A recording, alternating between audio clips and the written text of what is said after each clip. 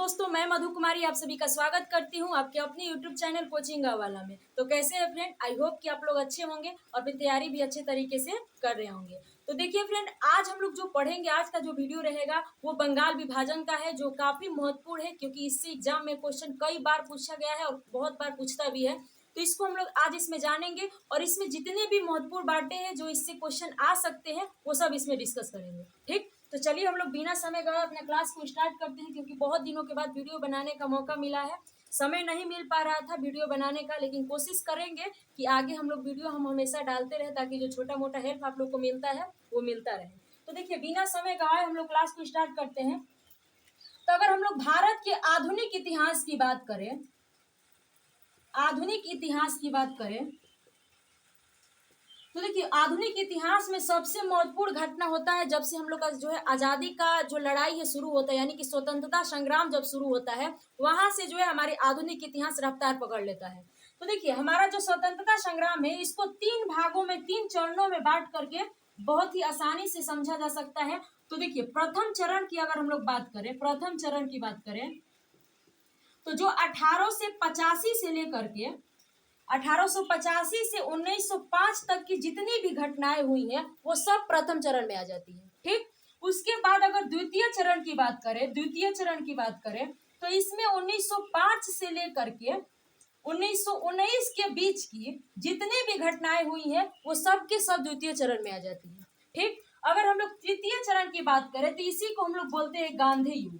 क्या बोलते हैं? गांधी युग। ये जो है 1919 से लेकर के 1947 के बीच में जितने भी घटनाएं घटी है वो सब तृतीय चरण में आ जाती है। तो इस तरह से हम लोग आधुनिक इतिहास को जो है 3 चरणों में बांट करके आसानी से समझते हैं। ठीक, तो जो आज हम लोग जो वीडियो रहेगा 1905 का जो बंगाल विभाजन है वो प्रथम चरण की घटना है और इसको हम लोग इसमें जानेंगे। ठीक, तो चलिए, सबसे पहले हम लोग जानते हैं बंगाल विभाजन हुआ है तो क्यों।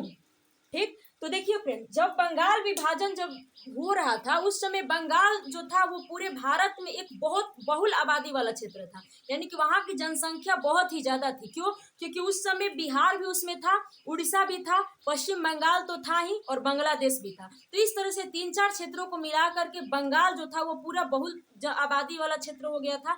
तो इसीलिए अगर पूछा जाए, देखिए उस समय जब बंगाल विभाजन हुआ था,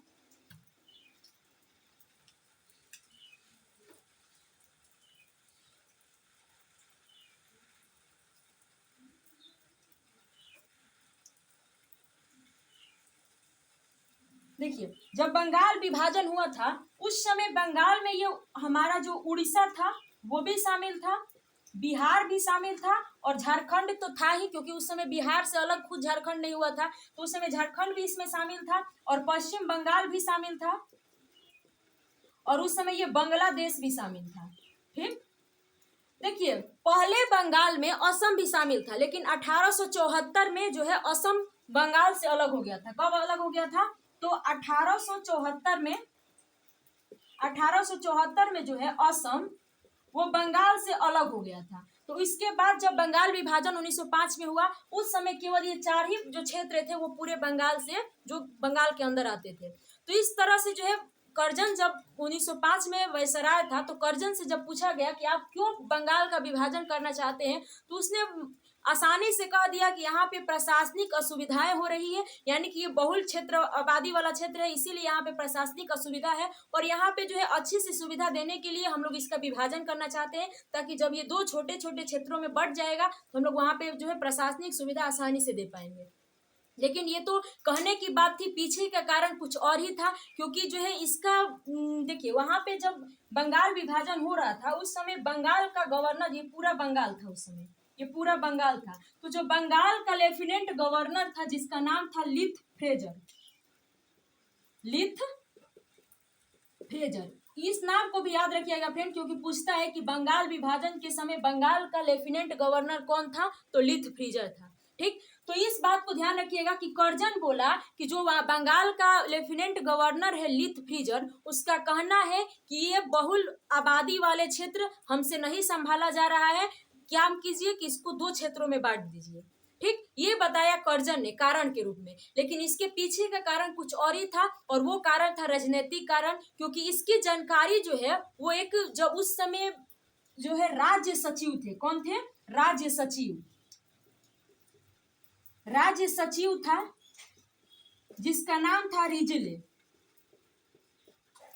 रिजले इसने क्या किया, 1905 में कर्जन को एक पत्र लिखा और इस पत्र में बोला कि कर्जन जी एक काम कीजिए, जो बंगाल है वो इस आंदोलनकारियों का जो राष्ट्रीयता का जो राष्ट्रीय आंदोलन का जो केंद्र है वो पूरा बंगाल ही है, तो जब इसको बांट दीजिएगा तो जो भारत की जनता का जो मुस्लिम और हिंदू की जो एकता है वो खंडित हो जाएगी, दोनों अलग अलग हो जाएंगे और भारत की जनता का जो भारत की जो स्वतंत्रता के लिए आंदोलन चल रहा है वो कमजोर हो जाएगा।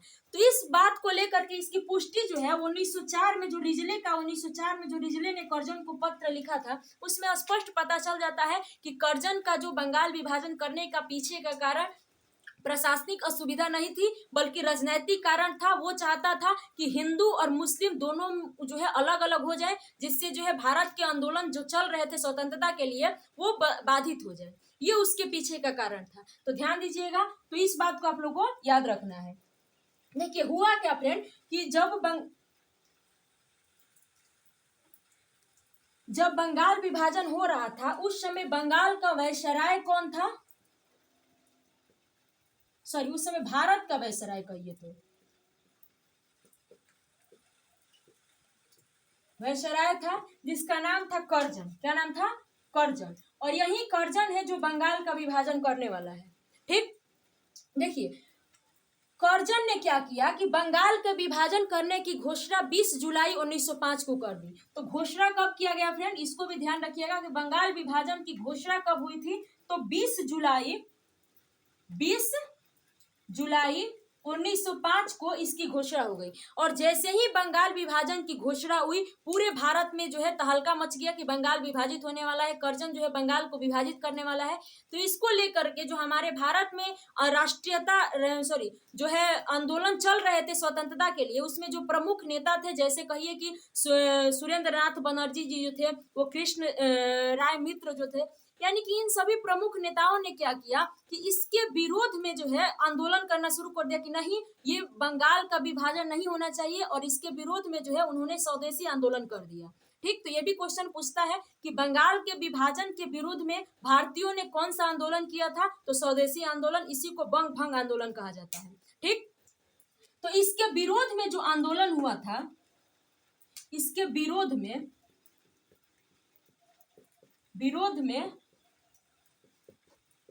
आंदोलन हुआ था, उस आंदोलन का क्या नाम है, तो स्वदेशी आंदोलन। क्या नाम है? स्वदेशी आंदोलन, या कहिए तो इसी को हम लोग बंग भंग आंदोलन कहा जाता है। क्या कहा जाता है इसी को? बंग भंग आंदोलन, जो कि 7 अगस्त 1905 को शुरू हो गया था बंग भंग आंदोलन, जो कि बंगाल विभाजन के विरोध में किया गया था। ठीक, तो देखिए जब कर्जन जो था वो 20 जुलाई 1905 को केवल घोषणा किया था कि बंगाल विभाजन किया जाएगा, लेकिन यह पूरी तरह से बंगाल में लागू कर दिया गया 16 अक्टूबर 1905 को। तो ध्यान दीजिएगा फ्रेंड, ये भी क्वेश्चन पूछता है कि बंगाल विभाजन कब प्रभावी हुआ या कब इसको लागू किया गया पूरे बंगाल पर, तो 16 अक्टूबर 1905 को। तो इसको भी आप लोग को याद रखना है, ये डेट भी याद रखना है कि बंगाल विभाजन कब प्रभावी हुआ। प्रभावी कब हुआ था फ्रेंड, तो 16 अक्टूबर, ये डेट याद रखिएगा, 16 अक्टूबर 1905 को ये पूरी तरह से पूरे बंगाल पर प्रभावी हो गया।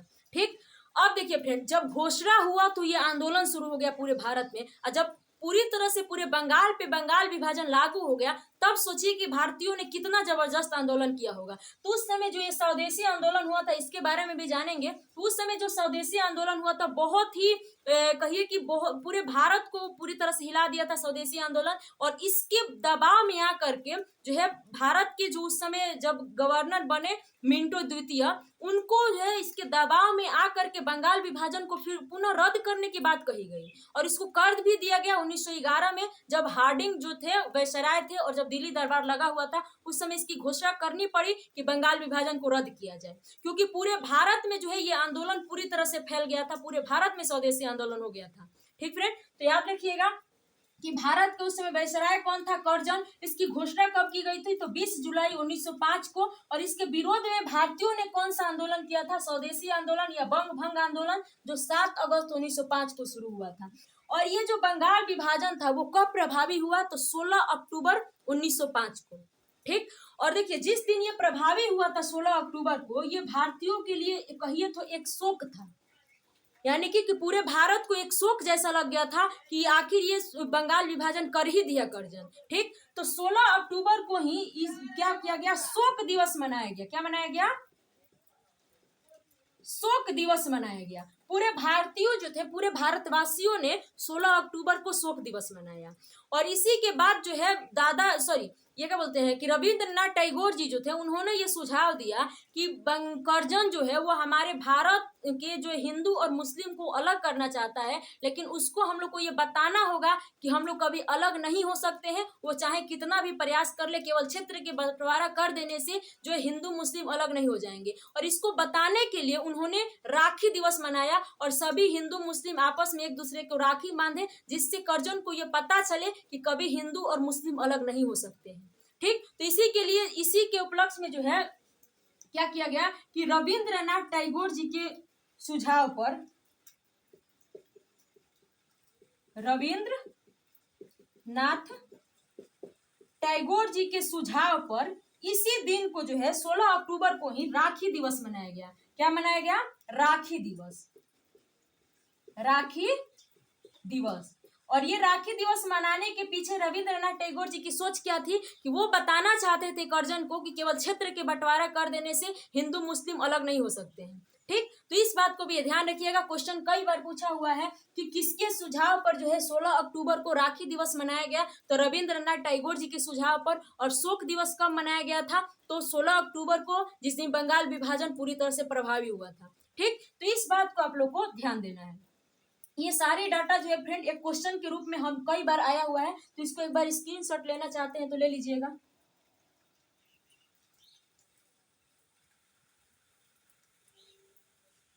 अब देखिए फ्रेंड, बंगाल विभाजन तो हो गया, 16 अक्टूबर को पूरे बंगाल में लागू भी हो गया। और उधर से स्वदेशी आंदोलन भी चल रहा था इसके विरोध में। तो इतना ज्यादा स्वदेशी आंदोलन प्रभावी हो गया कि बाद में जो है कर्जन के बाद जब वायसराय बने मिंटो द्वितीय। कौन बने? मिंटो द्वितीय। और उनको जो है 1906 में, कब?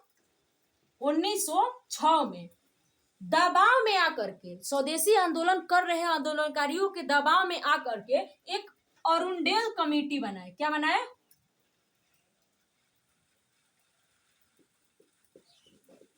Arundale committee.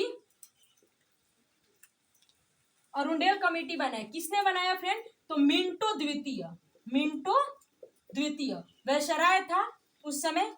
कर्जन के हटने के बाद मिंटो द्वितीय वायसराय बना। और उसने जो है आंदोलनकारियों को शांत करने के लिए और भारत की जो है भारत में जो तहलका मचा हुआ था उसको शांत करने के लिए अरुणडेल कमेटी का गठन किया। किसने? मिंटो द्वितीय ने। और ये अरुणडेल कमेटी कुछ करने के लिए नहीं, बस ये बताने के लिए किया गया था, बनाया गया था कि बंगाल विभाजन जो हुआ है वो पुनः संयुक्त किया जाए, यानी कि पूरे बंगाल को पुनः से संयुक्त करने का प्रयास किया जाएगा। इसके लिए जो है अरुणडेल कमेटी बनाया गया था। ठीक। इस बात को भी ध्यान दीजिएगा फ्रेंड कि क्वेश्चन पूछता है कि अरुणडेल कमेटी का संबंध इतिहास की किस घटना से है? तो बंगाल विभाजन से, क्योंकि इसकी स्थापना 1906 इसकी स्थापना 1906 में मिंटो द्वितीय ने किया था। और इसमें यही कहा गया कि बंगाल विभाजन जो हुआ है वो पुनः संयुक्त किया जाए, यानी कि पुनः उसको जो है एक जो विभाजन किया गया उसको पुनः एकत्रित किया जाए। ठीक। और उसकी केवल कहने से तो कुछ नहीं होगा फ्रेंड, कह देने से थोड़े ही बंगाल जो विभाजन है उसको एकत्रित हो जाएगा। फिर भी ये स्वदेशी आंदोलन चलता रहा। तो उसके बाद जो है फ्रेंड 1911 आया। कब आया? इस कौन सा वर्ष आया? 1911। और उस समय जो है पूरे भारत में जो है भारत की दिल्ली में जो दिल्ली दरबार लगाया जा रहा था, क्योंकि वहाँ जो ब्रिटेन के जो जॉर्ज पंचम थे, जो वहाँ के राजकुमार थे, वो आने वाले थे। तो उनके स्वागत के लिए जो है दिल्ली में दिल्ली दरबार लगाया गया था 1911 में। और उस समय वायसराय बन गए थे लॉर्ड हार्डिंग। कौन बने थे? Lord Hardinge. लॉर्ड हार्डिंग द्वितीय। इन्होंने क्या किया?